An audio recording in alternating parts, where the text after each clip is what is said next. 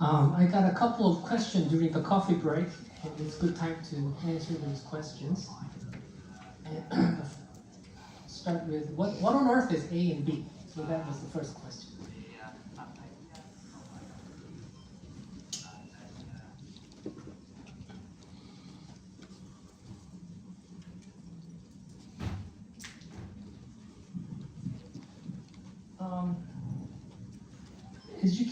As you have noticed that center of resistance is depicted in a purple circle. Okay, this is center of resistance, and the center of rotation is depicted in blue dots. Either in the program or in the book, it's consistent. Okay? The blue dot is the center of rotation, and the single force is depicted in red arrows. Okay, now let's suppose force is applied somewhere here at the crown. Okay, then the tooth is going to tip. So it is going to rotate around somewhere here. So this is before tooth movement, and this is after the tooth movement. As you can see, the tooth has moved around here, which is the center of rotation. Okay. Now, if you measure the distance from center of resistance to the single force, this is called A. And if you measure the distance between the center of resistance and the center of rotation, that is called B. Okay? It's simple as that. Very simple. And very complicated is something like this. The product of A and B, A multiplied by B, is constant. That's the law in orthodontics, which Dr. Burson invented. Okay? So that's this journal says. And this is the figure 1 in his journal, okay? And it was written back in 1969, quite a long time ago, right? And this is the figure 1. And it's very difficult to understand for the first glance, so I'll replace it with contemporary formula. Okay, so you look at this here, and it says, in his journal, it says, moment to force ratio equals 0.068 times h squared divided by y. What is this? This is Burston's formula, and I'll explain about this.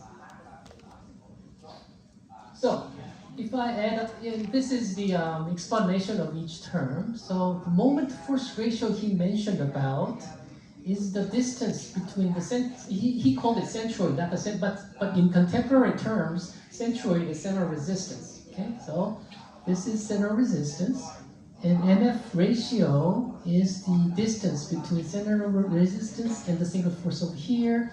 In contemporary term that I showed you this is A. The distance between center of resistance and single force. Okay, so this is A. And this is B. He depicted in Y. Okay, this is Y is B. They are the same. Okay, and this is H, which is the length of the root. Okay, so I was not about to tell you the numbers, but it's very interesting here. If you call Y is over here at the denominator, so we can multiply Y at each term. So moment force ratio times Y equals 0.068 h squared, right? So these are A and B. So A times B is something like this. And as you can see, this is a number.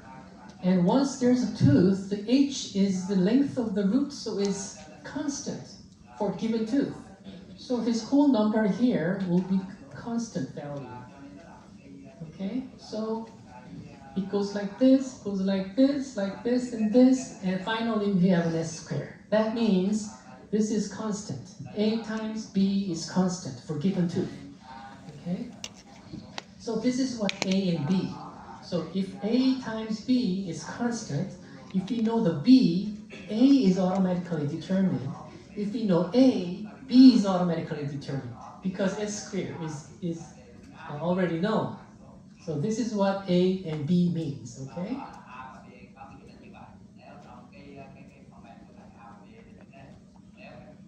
So, if you apply to this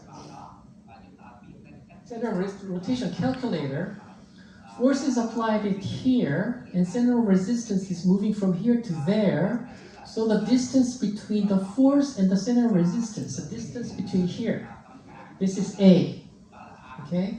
And the distance between center of resistance and the center of rotation here, this distance is B.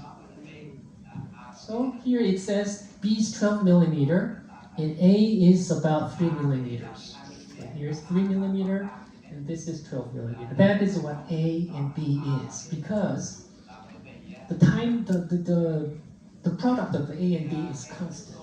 Okay? So that's what A and B is. And now we'll start to explain about the left panel over here that I skipped. So I would like to explain about it more about it.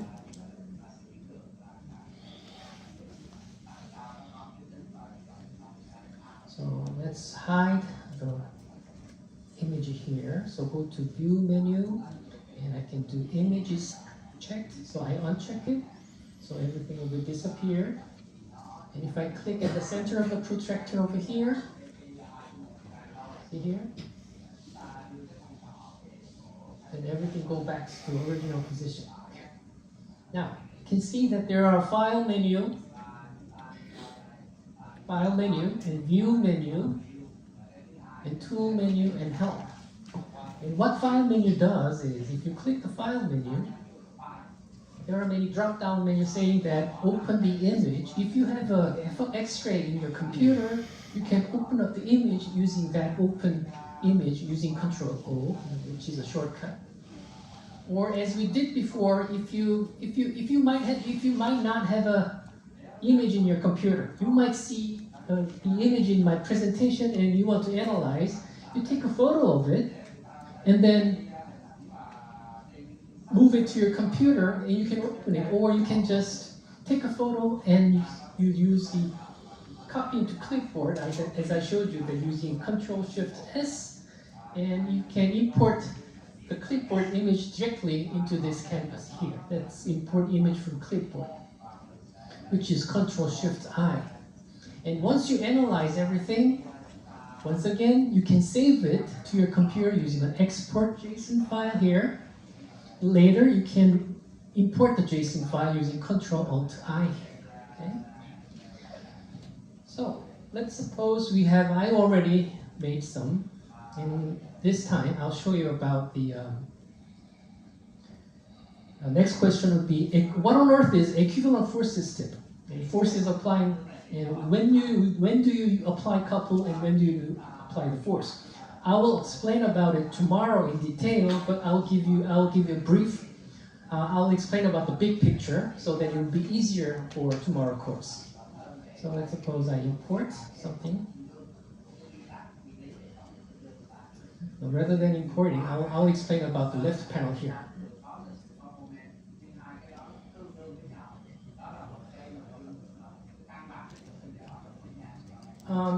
This rectangle over here is the alveolar bone. So if you can see here, there is the root length is about 13 millimeter. I quote that number from the textbook of morphology. So average length of the central incisor will be 13 millimeter. So I put the 13 millimeter as a default. But let's suppose we are analyzing cuspid or molar or some other teeth with a different root length. So then I can change the length of the root here. So let's suppose we are analyzing the cuspid. For average length of the average root length of the cuspid, let's suppose it's 20 millimeter. Okay? So I increase this number from 13 to 20. So it has been increased to 20. So you can see that the length has not been increased actually. Instead of that, the scale bar is changing here. So as I decrease the number, look at the scale bar here. So if I decrease the number, scale bar increase. You see? Scale bar is increasing if I shorten the length. If I increase the length, the scale bar decreased. So the actual length does not change, but relative length changes by changing the scale bar. That's what root length is. So let's put it back to reset. So it's 13 millimeter. It's a good point to start with. Now, for adult patient, there might be a root resorption. The alveolar bone resorption, right? So in this case, default value is very healthy periodontal condition. Let's suppose it is an adult patient and alveolar bone has been lost a little bit, like 1 or 2 or 3, 4 millimeter. I increase the alveolar bone loss here, which is a B value here, so I can increase it using an arrow key or scroll bar or whatever. As I increase the alveolar bone loss, you can see alveolar bone is going up, right? And also the center of resistance is moving up at the same time as you increase or decrease the alveolar bone loss. So let's suppose there's no alveolar bone loss, okay? Now, this is a location. Now, next item is a location of the center of resistance. As a default value, it is about 34% measured from alveolar crest. So it depends on the shape of the root, but averagely it's about 30 to 40%. So normally you don't have to change, but if you want to change, you can change it here. So if you move the slide bar up and down, so that you can see the center of resistance is moving from up and down here. So I will not move it normally. So I'll just use the average value, which is about 0.34% of measured from the alveolar crest. Okay.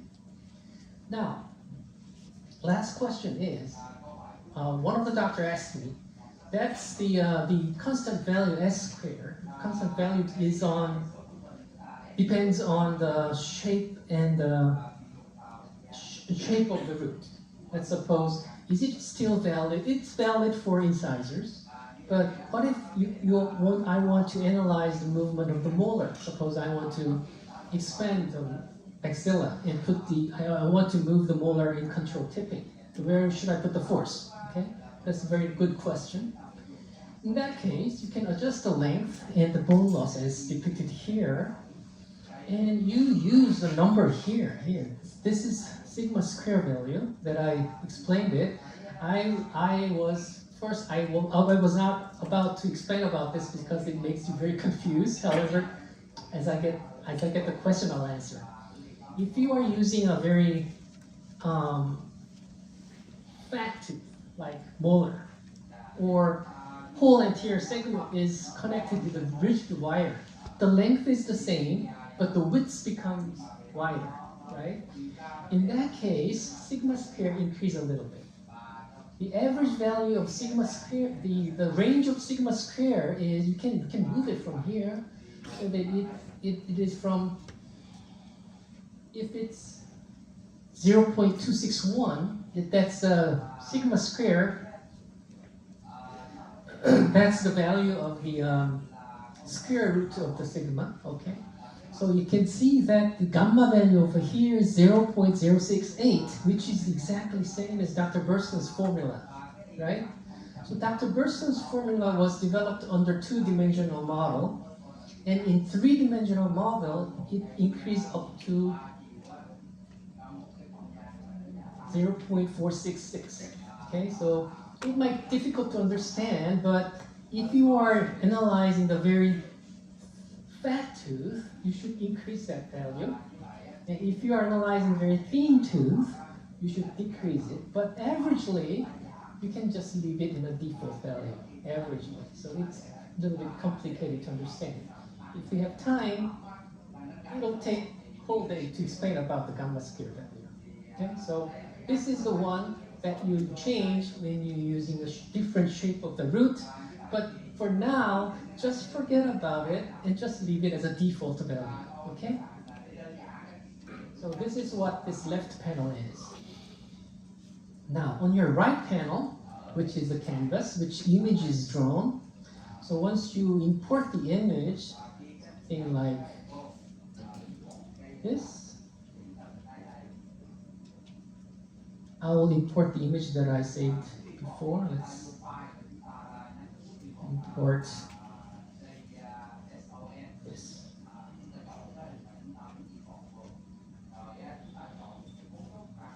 On the file menu, I have explained open, import, import JSON, and export, right? And on the view menu, there are many options here. As you can see, these are the shortcut. And if you unclick this image here by Control I, then it's going to hide the image.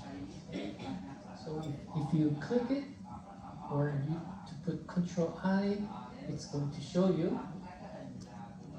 And sometimes it is too dark so that you cannot see the numbers here. So in that case, you can change the theme of this program by Control M, which is here, down there. There's a dark mode is clicked, so it is running in dark mode.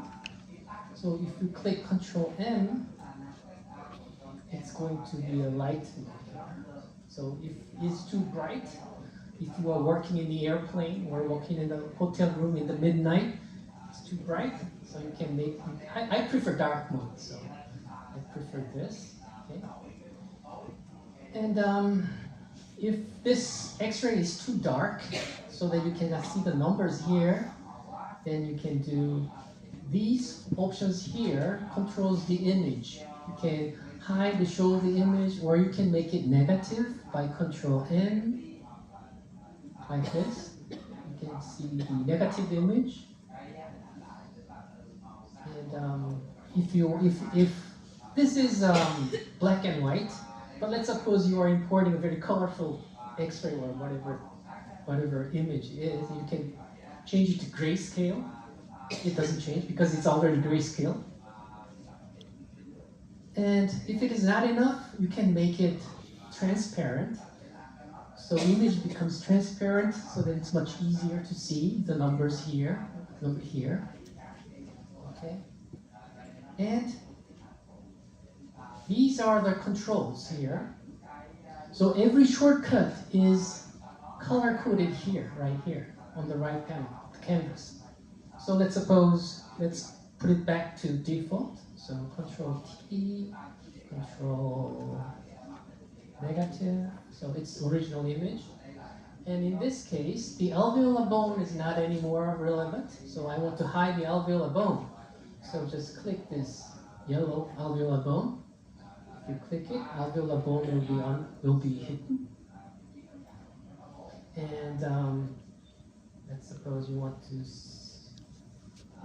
I don't want to see the force arrow, I just want to see the line of action. So you can click the red one. The color corresponds to the actual color. So if you click the red button over here, the force will be hidden. And also the line of action is in blue color. Okay. I'll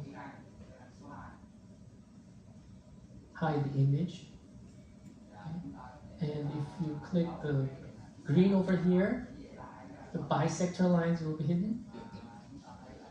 If you put purple here, the long axis of the tooth will be hidden. The gray color is the numbers. If you don't want to see the numbers, you can click here.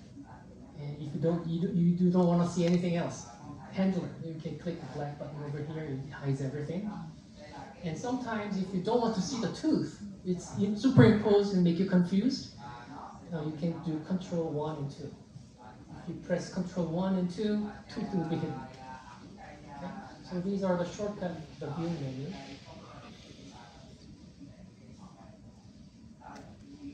So if you click the lower right corner, everything will be reappeared. Now you can move it to any place you want. And I wonder if you are controlling the drones. Somebody raise your hand if you have a drone. No. If you're having a drone, I don't have a drone, but if you're controlling the drone and it goes away out of your sight, you're losing your drone, right? So in that emergency, there is a home button. If you press the home button, no matter where the drone is, it comes back to your takeoff place. So this is a home button. So let's suppose this tooth is moved out of the screen. You can move it back. So in that case, you can click here. center of the protractor here, it's going to bring every tooth into home position.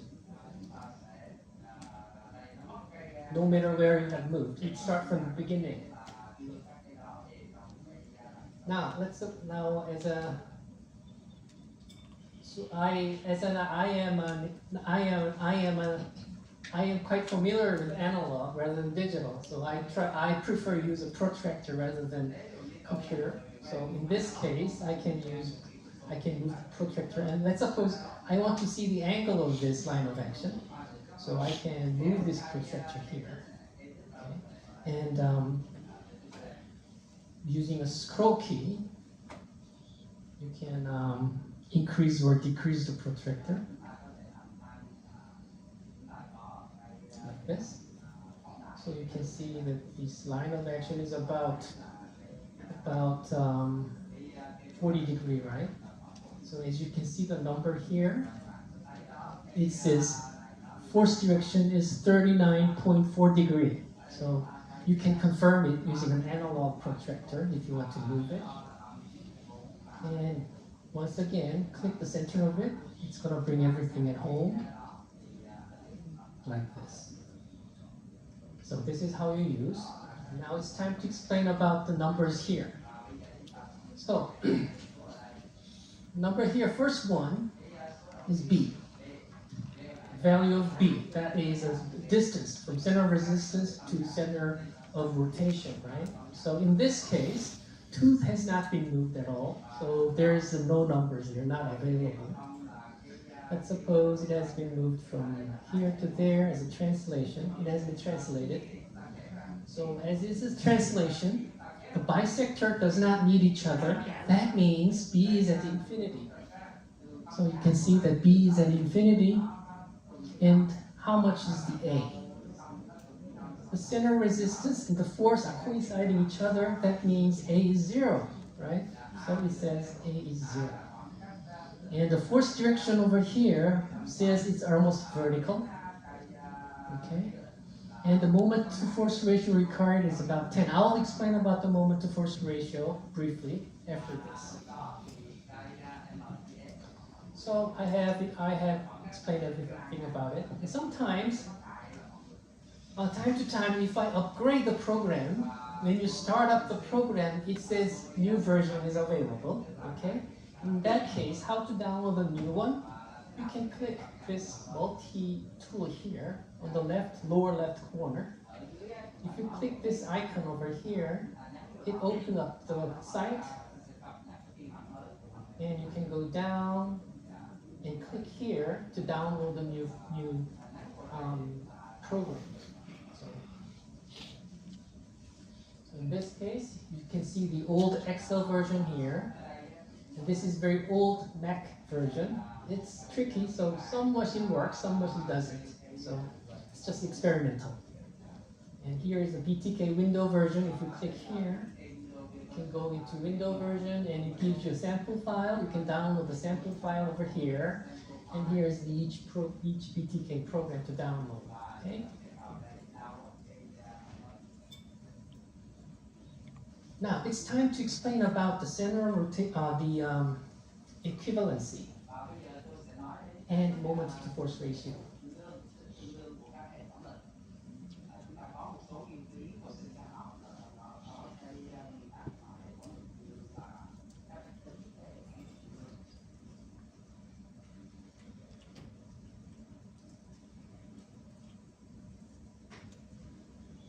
So I have explained about this left channel here.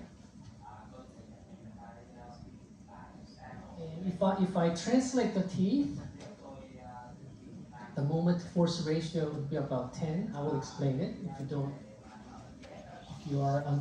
you are not familiar with this.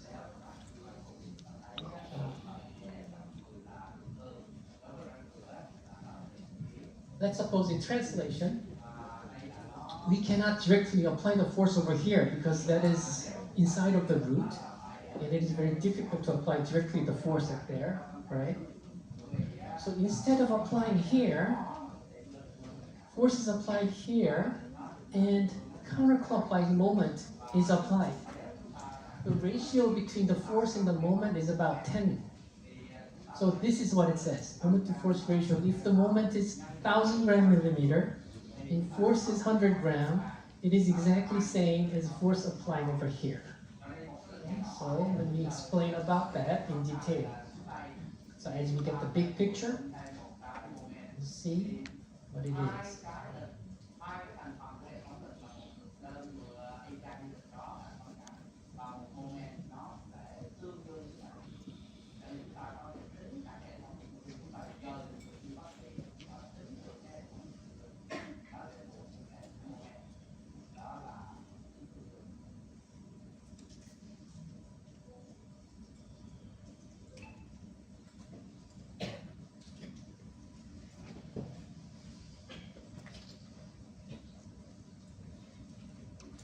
This is a schematic drawing of the moment to force ratio, and depending on the moment to force ratio, the center of rotation changes.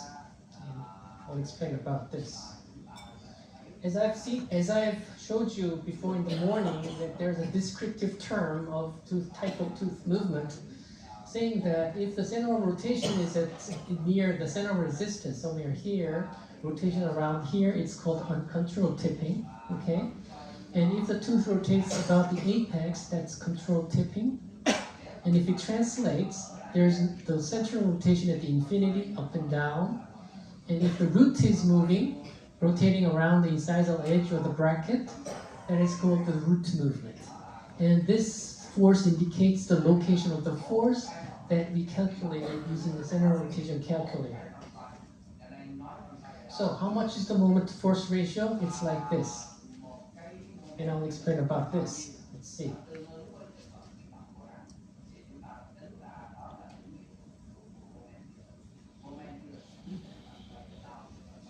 Let's suppose force is applied at the center of resistance. It's going to translate. And my question is, where is the center of rotation? I said it is infinity. So why is it infinity?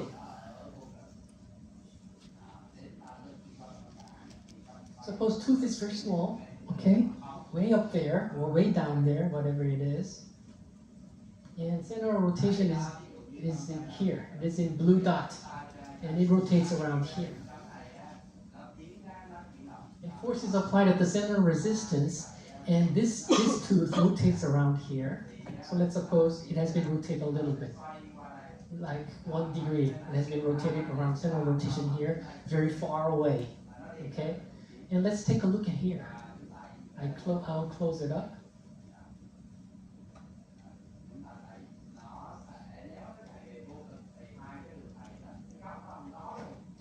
If you take a closer look, it has been rotated somewhere around here, but it looks like it has been translated, right?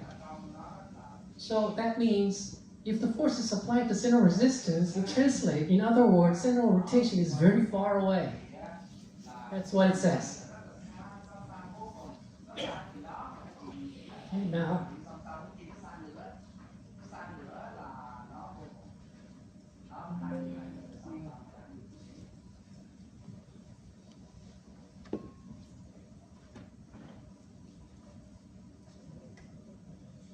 or let's suppose center of rotation is far away up there. It's the same. It has been rotated 1 degree. If you take a closer look at it, do you see it has been rotated or it has been translated? It's very difficult to distinguish, right? So if center of rotation is very far away from the center of resistance, that means it has been translated. Either up or down. Now, so if you're applying the force at the center of resistance, that means if A is 0, B goes infinite. Because A times B should be constant. So 0 times infinite, what is it? Mathematically, it's indeterminate. There's no answer, right? Or I could say too many answers. Now, let's move the tooth a little bit upward from the center of resistance. We can do it using our smartphone. You can put your smartphone over the table or any other objects and try to translate this. then you have to put the force at the center of resistance, right? Okay. Now, if you put the force a little bit, just a little bit above the center of resistance like this, okay? So how much is the A? A is like this, or 2 or 3 millimeter, okay? Then, the center of rotation goes from infinity to here. So it's going to rotate somewhere around here. It tips a little bit. If the force is applied a little bit above the center of resistance on your smartphone, you can try it. And if it moves a little bit more upwards, let's say force is applied at the cervix here. Then, how much is this? About 5 to 6 millimeter, let's say, averagely. Then center of rotation moves from here to there. So this is A, this is B, and A times B should be constant. Okay? So this is called control tipping. So when tooth is undergoing control tipping, the force is away from the bracket about 5 to 7 millimeter.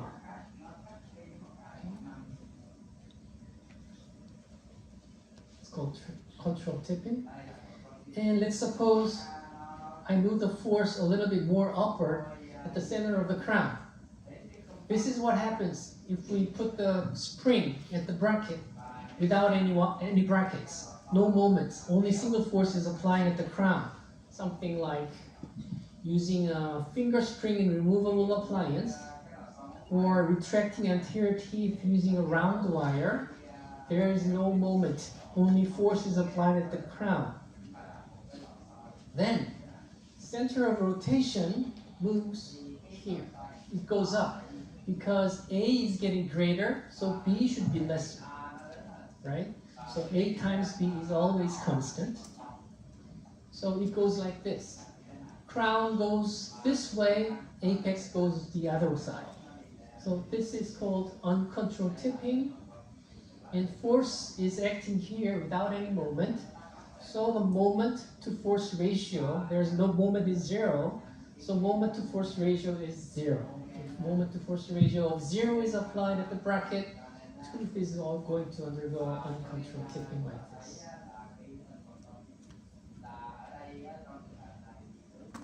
So what is the difference between uncontrolled tipping and controlled tipping? Both are tipping, but the important thing is if the force is applied at the cervix like this, all points are moving in the same direction as force is applied. Okay? But in uncontrolled tipping, there is a part of the tooth moving in opposite direction. So even if you are putting a force to the right side, crown moves to the right side, however the apex moves to the other side. So it goes round tripping, unwanted movement, mostly. So, and also, the stress is very high here. So whenever possible, you should avoid uncontrolled tipping. Okay? So if the force is applied over here, we cannot apply the force at the empty space. So let's suppose we put the extension wire here, which is infinitely rigid, and if you apply the force over here, as A is increasing, B should be approaching center of resistance. It's going to be smaller, right? So it goes like this. That means the lady, he asked me during the coffee break that force is away like MF ratio is about 30 or 40 millimeter. How do you do that? So if the A is very large, that means there's no force. You better apply the couple instead of the force. So if the B is very small, that means tooth is rotating around the center of resistance. Clinically, they are saying, so instead of putting a force away, quite long distance away from the center of resistance, very difficult, right? Applying the force about 30 to 40 millimeter away from the center of resistance is practically impossible, right? So in that case, rather than applying the force, you can apply the couple instead. So if the force is away from the center of resistance, in other words, if A is very large, it goes uncontrolled tipping, and couple is applied is better. Applying couple is better. Like this. If this is very large, you can see that B becomes very small because A is very large. A times B is constant, right?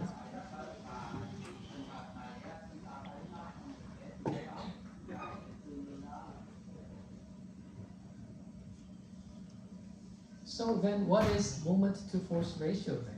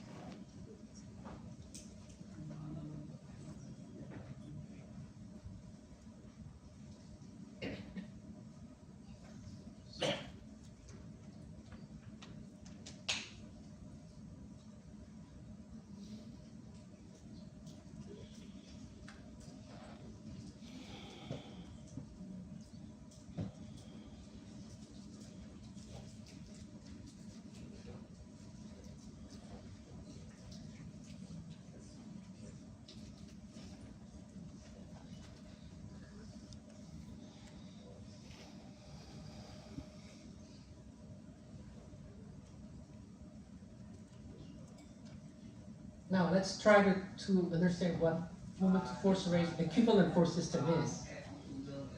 Once again, put your smartphone over your table and put the force at the center of resistance so that it translates.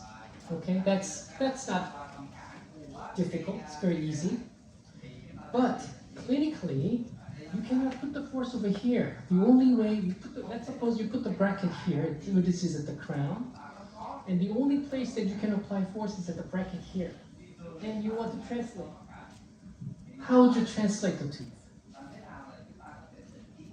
Does it translate by by one finger? No way you can't. The only way is you use two fingers. Okay? So put two fingers over here. Okay? I'll show you here. Okay? So over here, and rather than applying the force here, put two fingers here and rotate it counterclockwise and move it to the left side. Like this. So that's moment to force ratio. If you put the moment using two fingers, you can translate, and that's the equivalent force. So the single force at the crown and applying moment at the force at the same time using a bracket is an equivalent force system. So here you can see that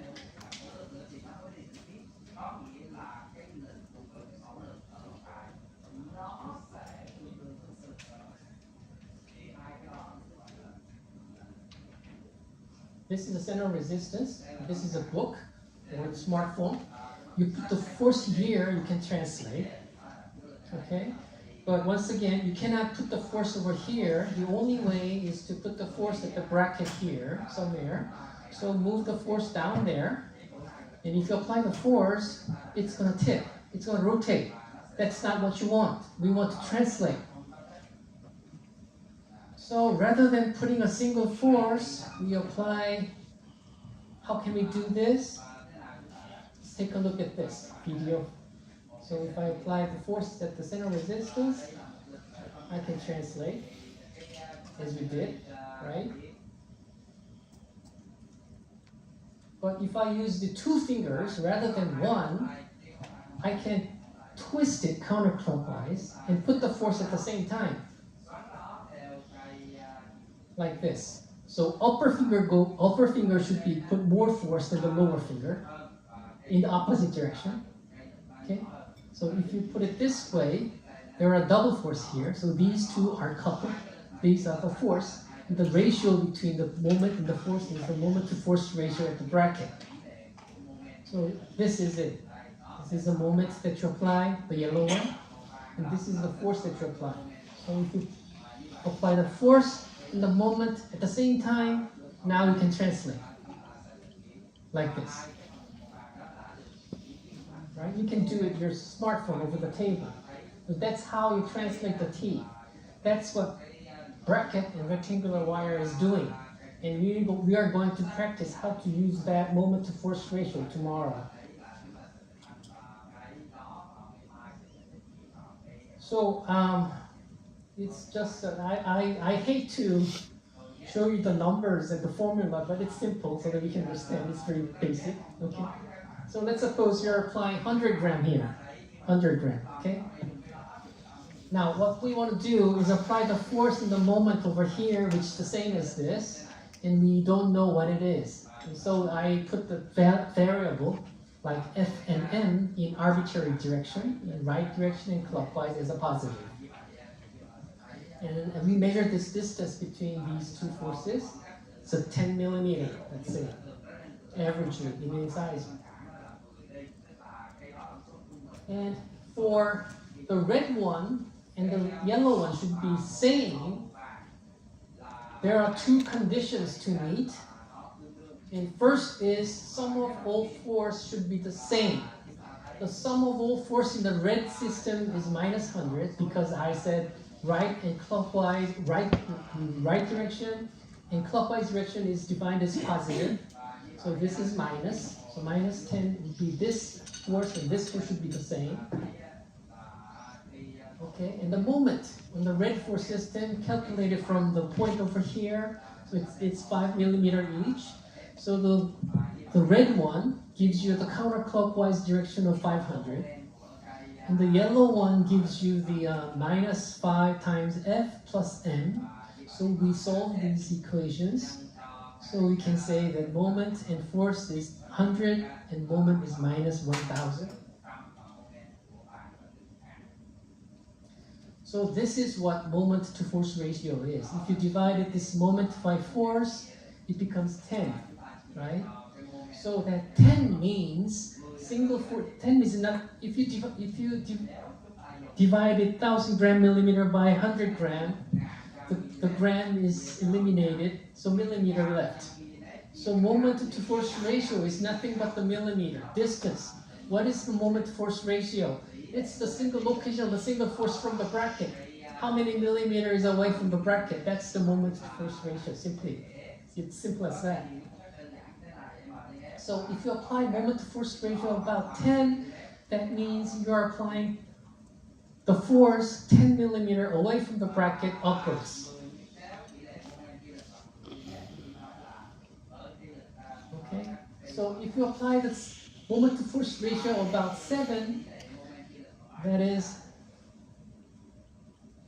700 gram millimeter and 100 gram. Its moment to force ratio is about 7. That means the distance from bracket to the force is about 7 millimeter. So in this case, the force is applied here without any moment. That means moment to force ratio is 0. If you apply the force over here, it's going to rotate around here because A times B is always constant. And if the force is applied here, it's going to translate. If the force is applied above the center of resistance, now it's going to move the roots instead. And once again, applying the force here and applying a force like this is very difficult. So instead of using a single force, we use the equivalent force system. That is depicted in yellow color. So you can see that the moment to force ratio increases as it goes to the right side. Okay? So how much are they?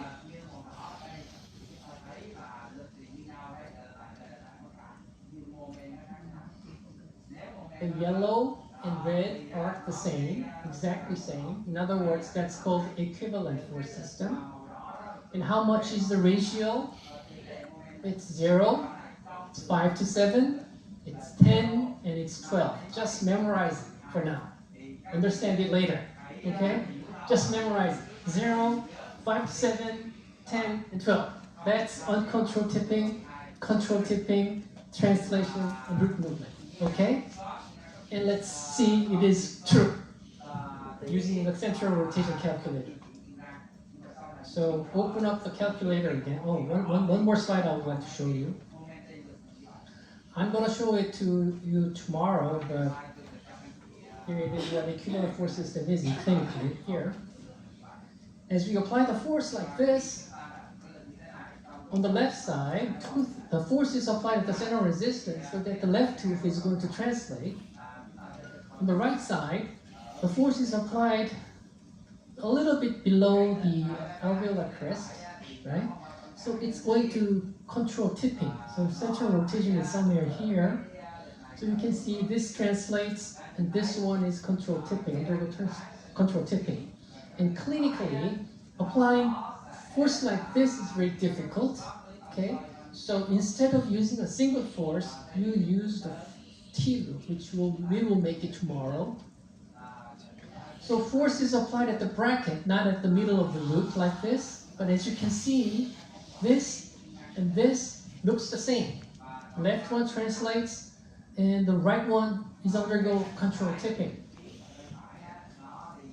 So what happens is, the red point is the point of force application, and clinically it's not possible. So this is what it does. So it goes up like this, and there is a moment to force ratio. So it goes translation, and it goes control tipping. So my question is, how much is the ratio between moment and the force on the left side? We memorized it just before. The left one translates. So how much is the moment to force ratio? 10, correct. How much is the moment to force ratio on the right side? It undergoes control tipping. 5 to 7, okay? So let's confirm it, if it is correct, using a central rotation calculator. So let's close this, and open up the calculator again, and bring everything to home, clicking the home button over here. Now, we are translating to the left side. So you can use this button over here, use Shift key, and press left button on the blue one. So we can translate. So I have translated it to left side to 7 millimeter. It says how many millimeter has been translated in X direction. And in Y direction, it has not translated at all. And the delta theta means the amount of rotation. It says 0 degrees, so it has been translated. If you see this degree is 0. Now, the bracket is over here, and you can see that how much is the moment to force ratio in translation? 10, right? So take a look at the right side over here. How much moment to force ratio is it? So it says 10. That means if you apply the moment to force ratio about 10, it's going to translate. And my question is, the moment to force ratio is distance between center resistance and the bracket, and it depends on the position where you put the bracket, right? So let's suppose you put the bracket a little bit up to the cervix. Move it upside, move it to up, like this. And you put the bracket not at the center of the crown, I put the bracket more apically. Then the moment to force ratio becomes 7. So the number that you memorize is for average value. It depends on where you put the bracket, okay? Let's suppose you put the bracket at the incisal edge, like this. Then the moment to force ratio is the distance from the force and the bracket, so it increases up to 12. So we memorize that 12 is a root movement, but why does it translate? That's because you put the bracket too much occlusively. So the number that we memorize is just for average value. Okay? Now let's put back to the home position. Now we'll do control tipping. Okay? So I moved it a little bit left to left side. Okay? And rotate it so that APCs meet each other. move it up.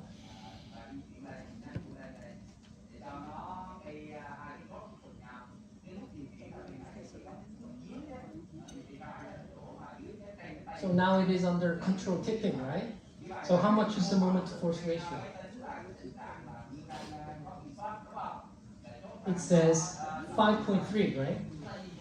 So we memorize that 5 to 7 is control tipping, right? So it's the moment to force ratio you have to apply here.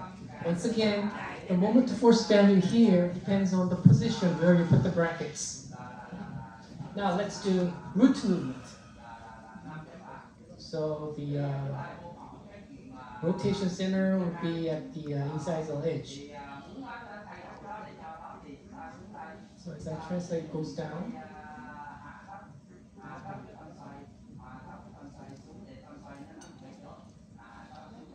So I rotate the tooth around the incisal edge, and how much is the moment to force ratio? It's about 12.5. So it has been confirmed from the calculator that 5 to 7 is control tipping. 0 is, let's simulate 0. What is 0? Only the force. Force is applied over here, right? So I'll translate it a little bit. And rotate it until the force is at the bracket.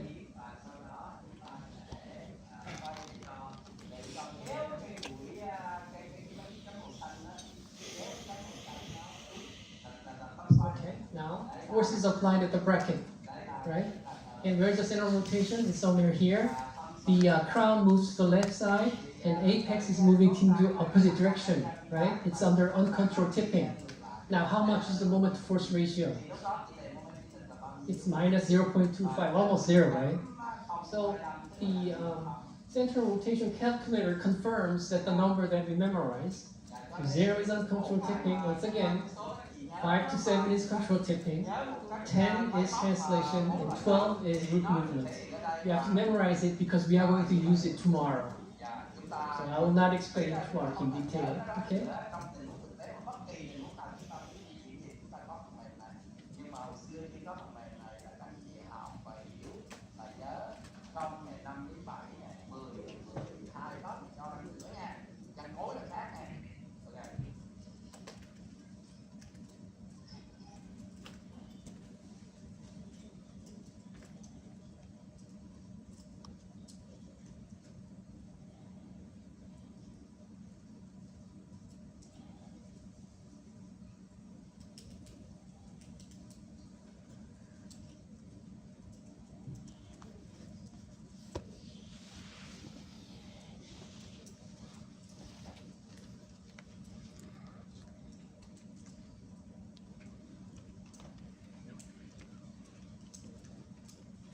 Now let's go back to the question that I asked at the beginning of this class this morning, which is the impaction control is quite complicated, and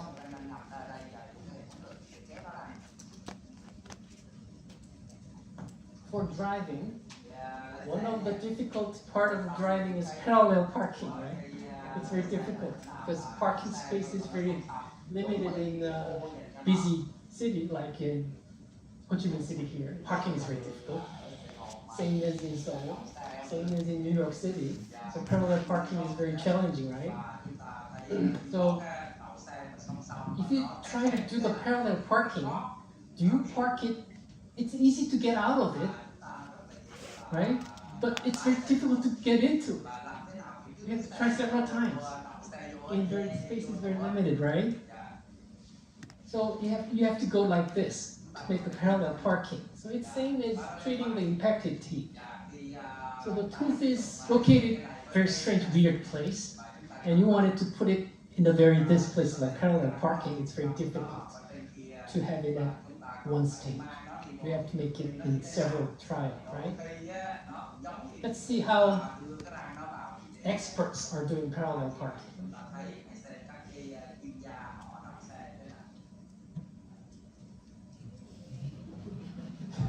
This is what experts do in parallel parking.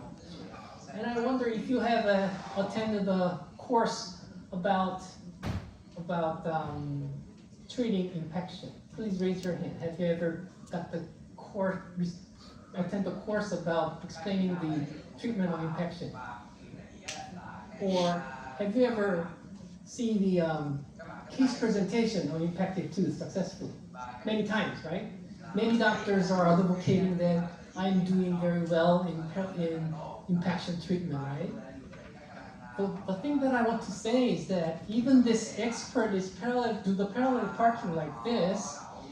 Well, he does much better than us. However, to take this video, I think he have tried it several times, right?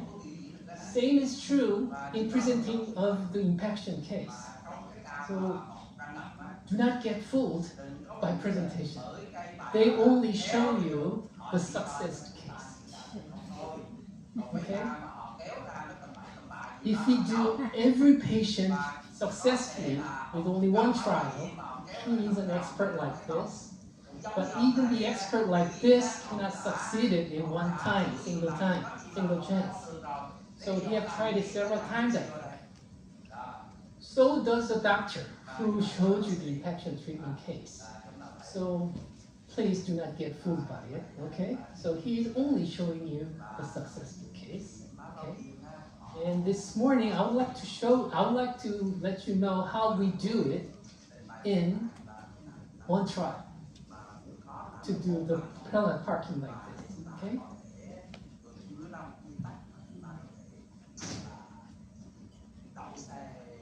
So what I want to say is that even if he did the parallel parking very nicely, what I want to say is the success rate.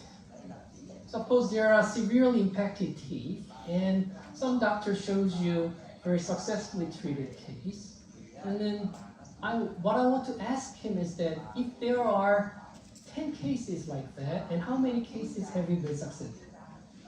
Success rate is very important, not at the single instance, right?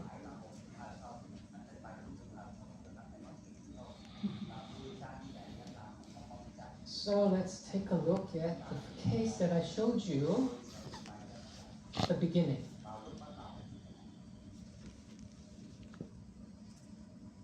Let's take a look at this case here. It's a surgical open case. I stole it from the internet. I don't know who's the owner of this picture, but I just stole it from the internet. So he made a surgical opening and put the bracket at the crown over here, and put the single force downwards here.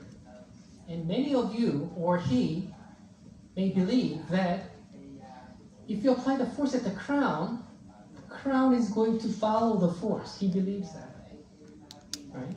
So if you put the force over the crown, you might think that the crown moves downward like this, and treatment will be successful. But let's see. What I want you to do is take a photo of this screen here, take a photo of this, okay? And save it to your computer, and open it in central rotation, calculate, and confirm if this works.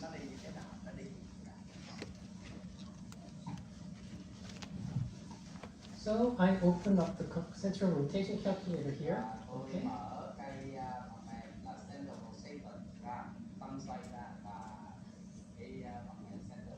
I already saved it, so I open it. Import JSON. This is a surgical open case here. Now, as you can see, in the image it's cuspid, not the incisor, right? But my central rotation calculator is a incisor facing to the right side. So it might not be applicable, you might think. But the shape of the tooth is just artistic. It doesn't mean anything. It could be facing left or right, it can be either cuspid or incisor.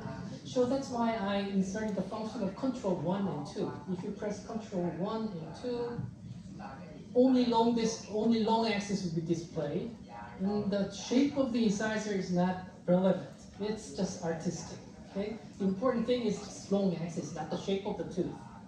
Okay, so don't blame me that hey, you are using incisor, not the cuspid, but it doesn't matter. Okay, you get the idea. The shape doesn't matter. So you can see the long axis is exactly the same as this cuspid over here, right? So I'll leave the shape of the tooth like 1 or 2. Once again, it looks like incisor, but it's cuspid. Functionally, they are the same. It's just artistic. Now, the yellow one, is the one before the treatment. I moved the yellow one over the image like that, and put the blue one down here. That's the objective or plan. I want to move it downward here. And you can see that the center of resistance to begin with is somewhere over here. And the center of resistance after the treatment is somewhere over here, right? That means center of resistance should be moved quite long distance, forward and downward, right? The trajectory of the center of resistance says the line of action. So if the center of resistance moves from here to there, the angulation exactly same as the line of action. The angulation of the force should be exactly parallel with the trajectory path of the center of resistance. Then the next question is, we got the angle, but next question is, where would you put the force? It can move up and down parallelly. So that determines by A and B. So it says A is 3 millimeter, right? That means force should be applied 3 millimeter above the center of resistance. So this is the correct force should be applied here. So let's do the simulation. You see that? If the force should be applied like this.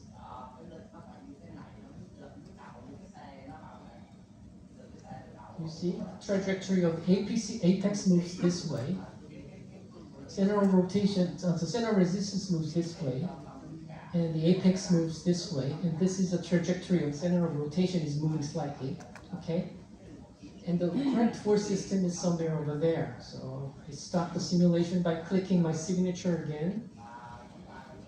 So once again, you can see that the correct force system is somewhat like this. So that means force should be applied somewhere here, not here. You might think if you apply the force downwards, the crown will follow the force, but never follows the force. So let's simulate that kind of force system and what will happen. So I'll try to import again. I saved it already.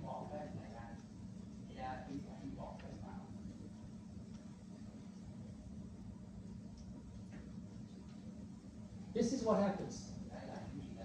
I moved the blue one arbitrarily somewhere else, not our plan, but instead I try to match the force exactly same as this operator tried to do. So if now you can see the line of action is like this over here, same as the one that he's applying. So if the force is applied like this, okay, rather than center of resistance moves forward, the center of resistance moves downward, parallel with the line of action, and crown moves backward like this. So if you put the bracket over here and put the force downward, it's going to move like this. And that's not what you want to move, right? So the center of rotation calculator lets you know how to design the force, if this is correct or wrong. So in this case, I would say, rather than saying wrong because it's not my case, it's not good, okay, I would say. Let's take another case.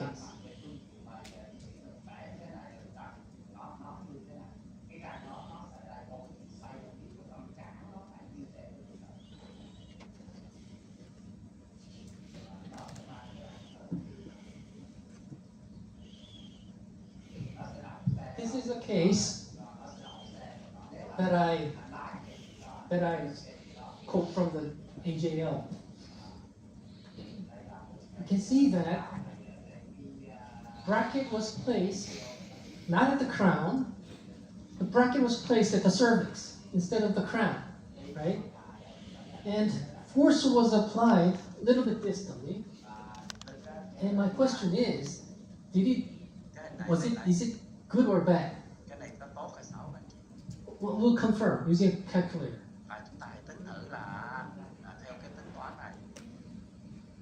This is the before, and this is after. Okay.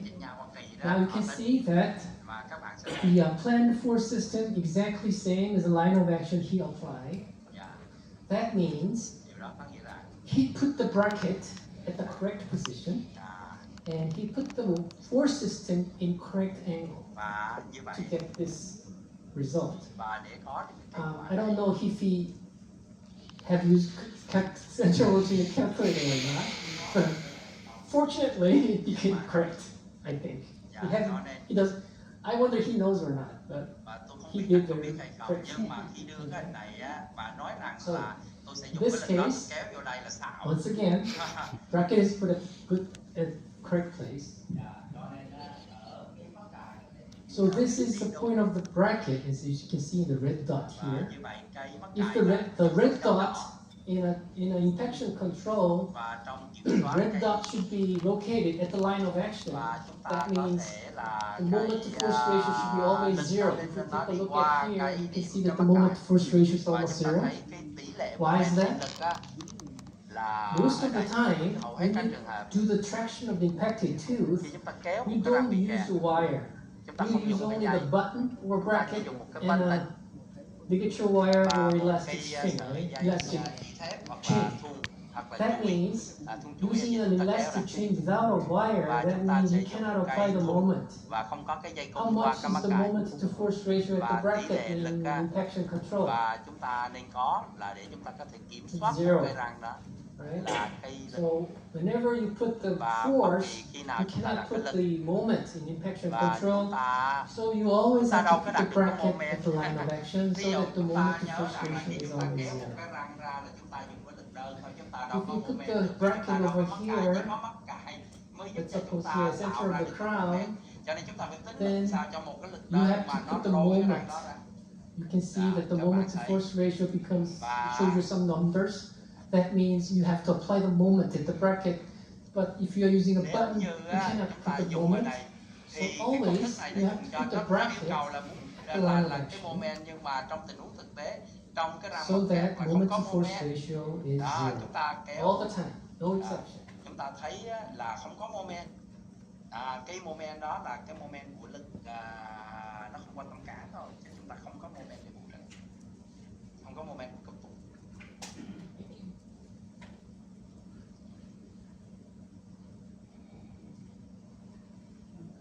Mà cái moment ở trong cái công thức MGF là moment của couple các anh chị nha. Now it's time to take a look at very weird case. Very outside interesting case of mine. It's my case. Đây là ca của tôi. Đây là những ca rất là lạ lùng, rất là kỳ quái, rất là quái chiêu đó, quái rồi. At the age of 8, he visited my office, and I took an X-ray. And what's wrong with this patient?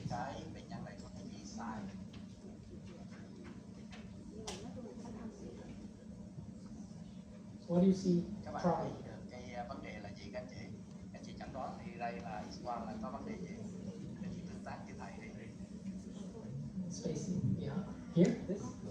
Có vấn đề viêm quản không? Có người nói vấn đề viêm quản. Viêm quản ha. Permanent tooth is missing here, right? It looks like. And also, two lateral. These are central. These are centrals. These are laterals. There are two identical laterals. So I have to extract one of them. And they are look very normal. So I was very confused to which one to extract. Anyway, there's a supernumerary lateral here. And it looks like upper premolar is missing. But there's something strange over here. I don't see it yet, but let's take a look. So this is the patient at my initial visit, and I asked him, as we don't have a permanent teeth, let's wait, and I'll see you next week. So 1 year will pass. See you again. So next year he visited me again, and you can see that there's a supernumerary tooth and some kind of strange structure is here. I don't know what it is, but the angulation is not good. So I asked him to wait, let's see next year. So 1 year is another year is going to pass. Next year, so I extract the lateral here, and it did nothing.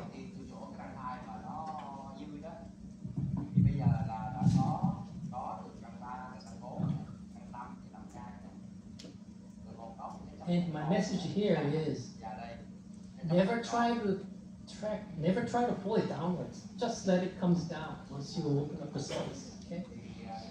Let's just gravity will work. So next year I did nothing but to extract the one of the lateral. We kept waiting. So it comes down a little bit more and more. Still waiting. So I've been waiting for 5 years. Did nothing. Just extract the lateral and let the cuspid move down. And you can see that this one over here is like this. And what did you do?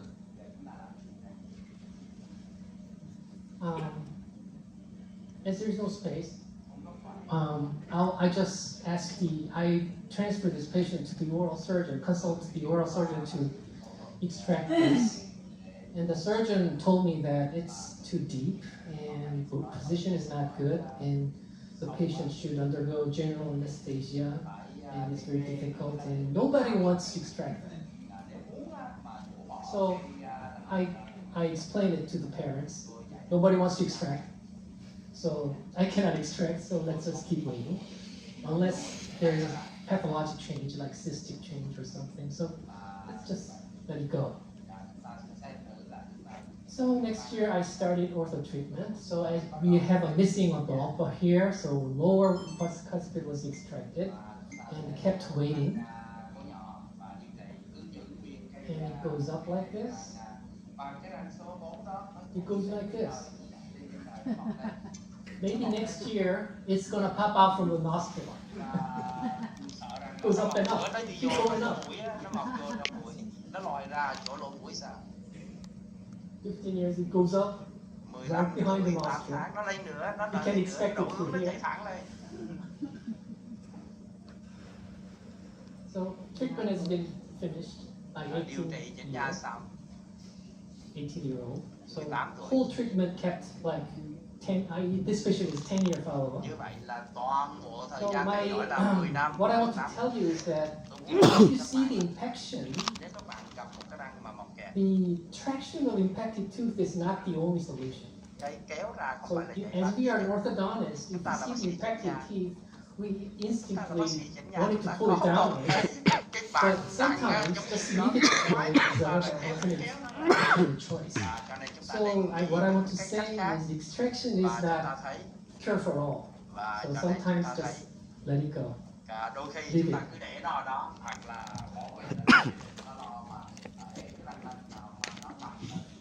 If you are to retract it, if you want to make a traction, where would you put the force? So you can take a photo of this and open up the central rotation calculator, and it shows that if you want to move this one to here, extract this and move on to here, force should be applied somewhere here. And as you can see here, the bracket should be put it somewhere on the line of action I said, right? Is that possible here? No. You cannot put the bracket over the line of action. So it's very difficult to pull it downwards using a simple bracket and single force. Now let's take a look at that. This is a case before and after. Successfully treated. Still there is an impacted tooth somewhere here under the nostril. And this is the case that I showed you at the beginning of this lecture this morning. Here is the impacted incisor over here, right? So my question is, where would you put the force? And what is the direction you want to pull it? That is my question. If you take a closer look,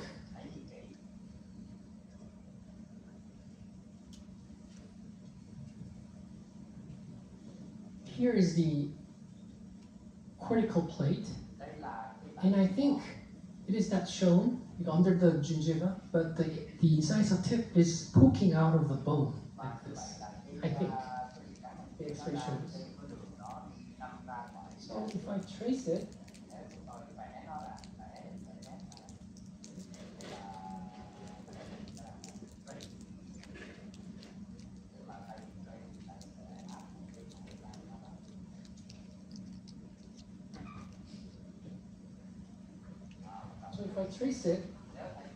it goes like this. So the incisor edge is poking out of the plate. I think, I haven't opened it up, but I think it is like this. And this is my plan. I want to pull it downward something like this. And I made a plan using a center of rotation calculator and find out the shortest, most efficient location of the force using a center of rotation calculator. So let's try to see it.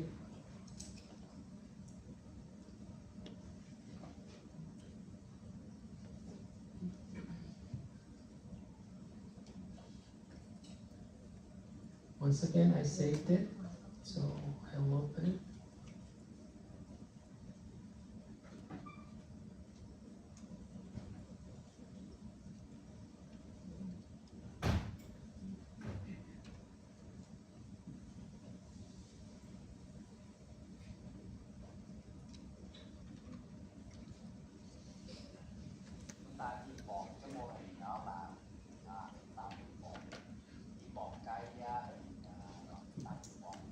This is my plan. Here is the initial position, and this is the final position that I want to make it downward. Okay, so where would be the ideal position of the force? It is something like this. You see here. So force should be applied like this. So let's take a simulation and see what happens here.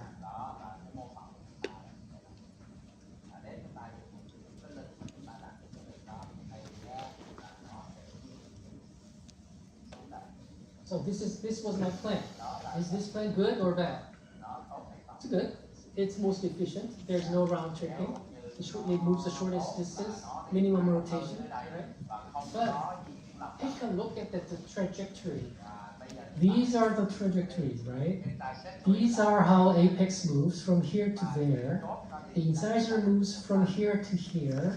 And this is a moving center of rotation. Now, take a closer look at the trajectory of the incisor over here. Incisor tip is poking out of the place to begin with, right? And it moves down, going through the plate, labial cortical plate. It's sweeping down. And the enamel is sweeping down. In the backside of the enamel, there's no cementum. There's no osteoblast or something like that. So if the crown is sweeping down through the apical plate, the labial cortical plate, what will happen on the backside of here? So what I want to say is that it's going to reserve all the labial cortical plate, and there will be no new bone formation behind it. I think, right? So biomechanically, it seems like a very efficient way and correct way to track the incisors downward. However, what happens is like this.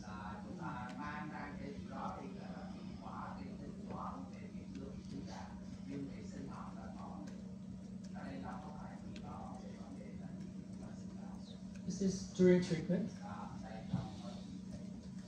This was not my case. This is a patient after treatment. in the lateral cephalogram, it looks like successfully treated.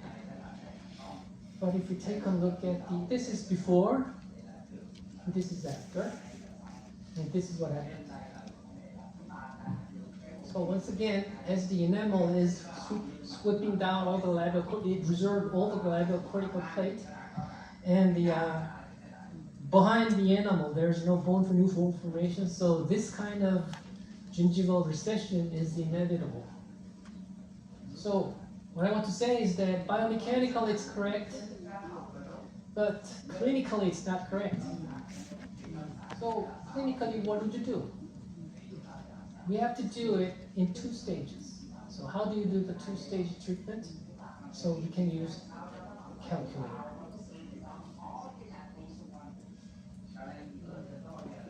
It's just an assumption. It is already finished case, and it is very easy to tell them what's right and wrong on the treated case, but it's just an assumption. If I were treated it again, I would do like this. It's just a scenario.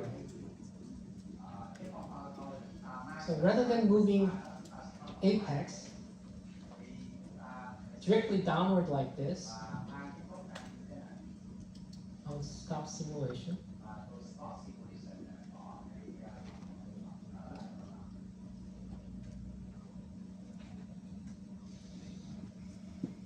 This is the patient to begin with, and I have to make a plan in 2 stages. So I have to move the incisal tip inside. So rather than putting a straight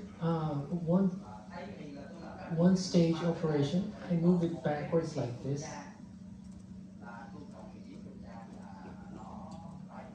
Moving something like this. This is the first stage that I can do. As you can see here,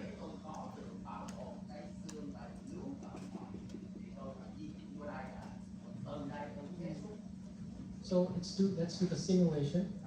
As you can see here, incisal tip is moving from here to there inside the bone. So where would you put the force? It's somewhere back here, not here. So force should be applied quite downward and backward, somewhere here, not somewhere here. Okay? So it might intrude the incisors, intrude the posteriors. So it might prevent open bite at the same time. If you apply the force over here, then it's going to move down, but adjacent anchored teeth is moving up. So open bite will be developed. So rather than having the force at the incisal region, if you apply the force backward here, incisal tip is going to move backwards and downward, and the molars are going to intrude a little bit. So let's see what happens. So let's do the simulation. As you can see, the tip is moving inside the bone, okay? And then move it downwards to the final position.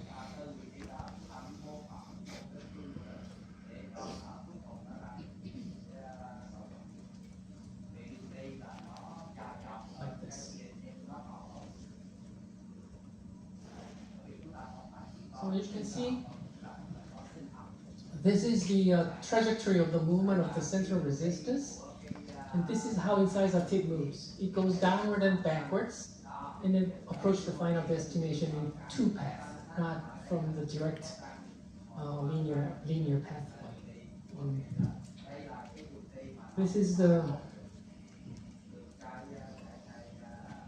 position of the center of rotation here in the first stage, and this is the center of rotation at the second stage. So,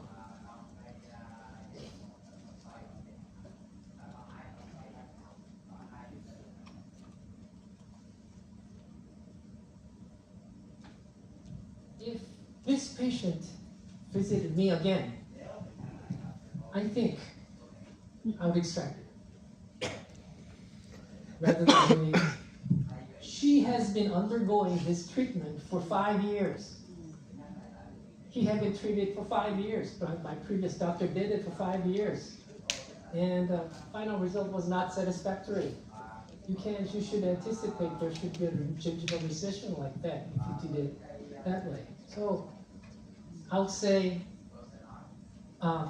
My final word would be, in impacted tooth, traction is not the only solution. So sometimes you need it in 2 stages, sometimes you have to leave it that way, sometimes you extract it rather than pulling out. That is my message in this morning. Thank you very much. Okay, any question? Yes.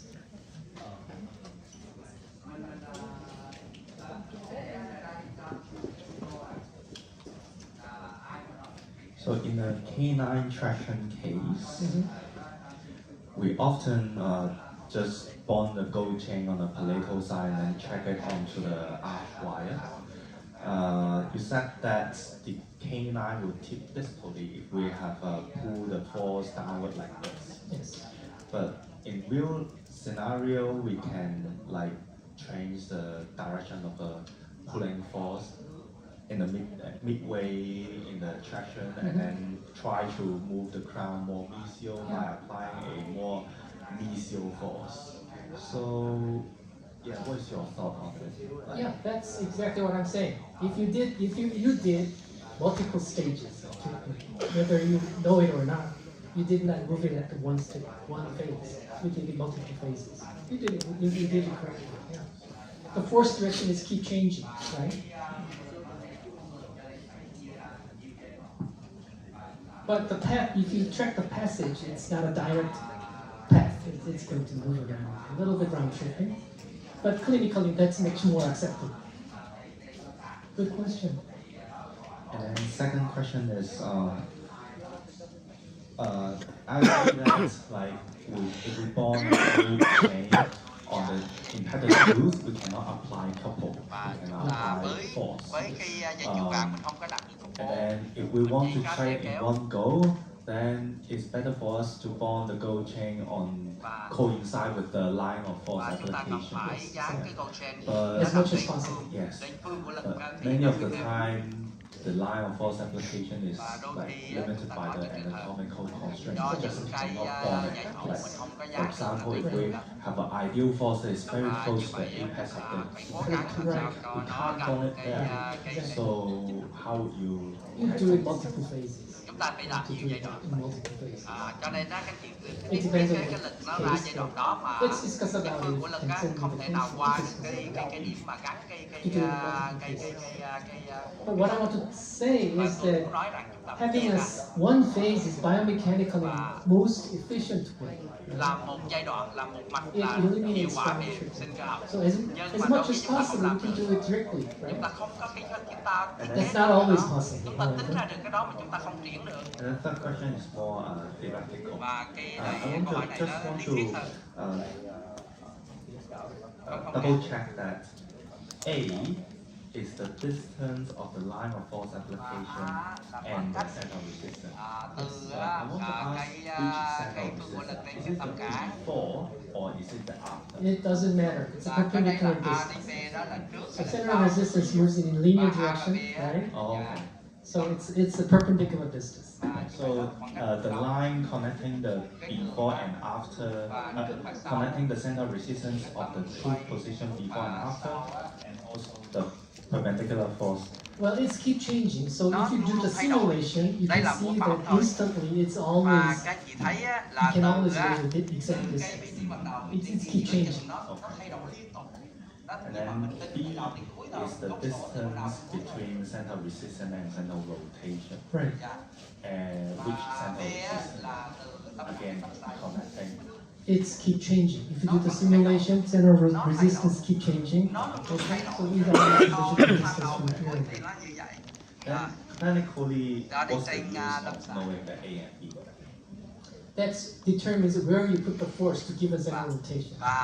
Tùy theo So if you design the position, okay, và chúng ta sẽ thiết kế from before and after, okay, then center of rotation is determined right after you reposition the tooth. Then the solution will give you where you put the force. It gives you the number of A. That's the distance where you have to put the force and the angulation. thì nó sẽ đổi cái B. Clinically. Right? I showed you that in retraction case, Trong trường hợp chúng ta to have the traction and intrusion. So the force is applied at the cuspid region, cuspid bracket area, and 45-degree upward and backwards. And it gives you the exact central rotation that you play. Chúng ta thấy trong cái tình huống mà chúng ta hay gặp là lui lên là 45 độ. Các cao xin một cái micro, nếu như mà ở Việt Nam muốn hỏi câu hỏi thầy thì tôi nói như micro là ở giáo viên Việt Nam muốn đặt câu hỏi. Okay, we'll see you after the lunch. Thôi thầy nói là kết thúc học các sau.